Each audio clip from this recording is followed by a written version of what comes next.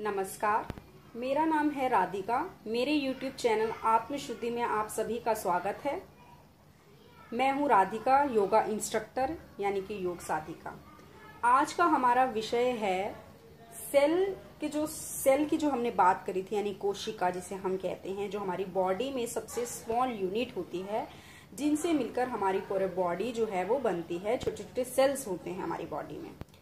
तो हमारे सेल की संरचना में तीन चीजें मुख्य होती हैं: सेल मेम्ब्रेन, साइटोप्लाज्म और न्यूक्लियस। तो आज हम जो दूसरी चीज है साइटोप्लाज्म, जिसे कोशिका द्रव्य कहा जाता है, उसके अंदर कुछ जीवित पदार्थ पाए जाते हैं, उसके बारे में हम डिटेल से चर्चा करेंगे। तो सबसे पहले साइटोप्लाज्म सेल के अंदर पाए जाने वाला एक द्रव्य होता है, जिसकी संरचना के बारे में ज्यादातर वैज्ञानिकों ने जाल युक्त बताई है। देखने में ये ऐसा होता है, जाल युक्त होता है, एक जाल की तरह होता है, उसको साइटोप्लाज्म कहा जाता है। अब साइटोप्लाज्म के अंदर कुछ निर्जीवित और जीवित दो तरीके के पदार्थ पाए जाते हैं। तो जो जीवित पदार्थ होते हैं उनको साइटोप्लाज्मिक ऑर्गेनेल्स कहा जाता है, यानी सक्रिय अंगक कहा जाता है। तो वो कौन कौन से हैं, पहले मैं आपको बताऊंगी। सबसे पहला आता है प्लाज्मा मेम्ब्रेन, या जिसे सेल मेम्ब्रेन कहते हैं। दूसरा आता है एंडोप्लाज्मिक रेटिकुलम। तीसरा आता है गोल्जी अपरेटस। चौथा आता है माइटोकॉन्ड्रिया। फिर आता है आरएनए, यानी कि हम राइबोसोम्स जिसे कह सकते हैं। फिर आता है लाइजोसोम्स, सेंट्रोसोम्स।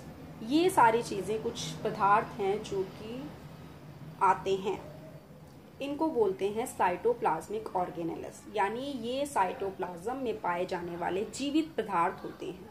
सबसे पहला है प्लाज्मा मेम्ब्रेन। प्लाज्मा मेम्ब्रेन को हिंदी में कोशिका कला भी कहा जाता है और इसको प्लाज्मा मेम्ब्रेन भी कहा जाता है। ये होता क्या है? ये सेल को कवर करने वाली एक परत होती है जो सेल की सुरक्षा करती है, और ये लिपिड, वसा और प्रोटीन, ये तीन चीजें इस मेम्ब्रेन में होती हैं। बाहरी उत्तेजनाएं जो आती हैं या विजातीय पदार्थों को बाहर निकालने में सहायता करना, हेल्प करने का काम जो है ये मेम्ब्रेन करती है, और ये मेम्ब्रेन पारदर्शी होती है। सेकंड है गोल्जी अपरेटस। गोल्जी अपरेटस जो है ये भी साइटोप्लाज्म में पाया जाने वाला जीवित पदार्थ होता है। ये होता क्या है कि इसके अंदर लिपोप्रोटीन नाम का एक पदार्थ भी भरा होता है, जिस पदार्थ को क्या बोलते हैं? लिपोप्रोटीन बोलते हैं।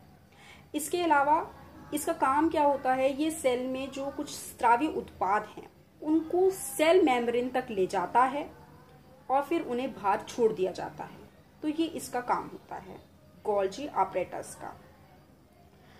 फिर है माइटोकॉन्ड्रिया। माइटोकॉन्ड्रिया को सेल का पावर हाउस भी कहा जाता है, यानी कि ऊर्जा गृह भी कहा जाता है। क्यों कहा जाता है?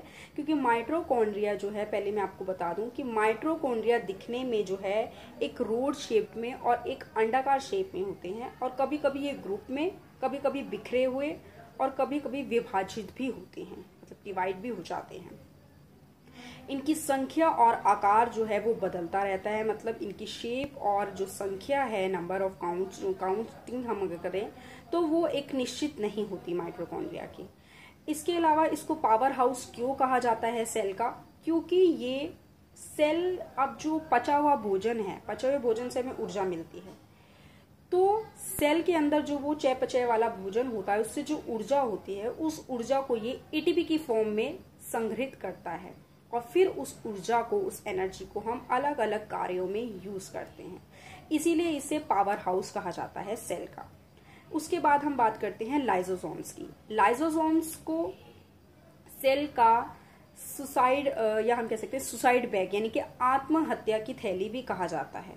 क्यों कहा जाता है? क्योंकि कुछ विशेष परिस्थिति के अंदर ये अपने, इसके अंदर जो पाए जाने वाले पदार्थ हैं उनको भी ये लाइजोसोम्स जो है पचा जाते हैं, इसलिए इन्हें आत्महत्या की थैली यानी कि सुसाइड बैग कहा जाता है।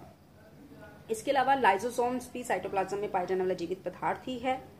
और लाइजोसोम्स की अगर हम बात करें तो ये जो हैं, ये इनका मुख्य कार्य जो है वो होता है इंट्रासेलुलर डाइजेशन, मतलब एक तरीके से पचाने का काम कर रहे हैं। क्योंकि कभी कभी ये जो क्षतिग्रस्त कोशिकाएं होती हैं, ऐसे सेल्स जो क्षतिग्रस्त होते हैं, उनको भी पचा जाते हैं, और ये दिखने में अंडाकार थैली के समान होते हैं।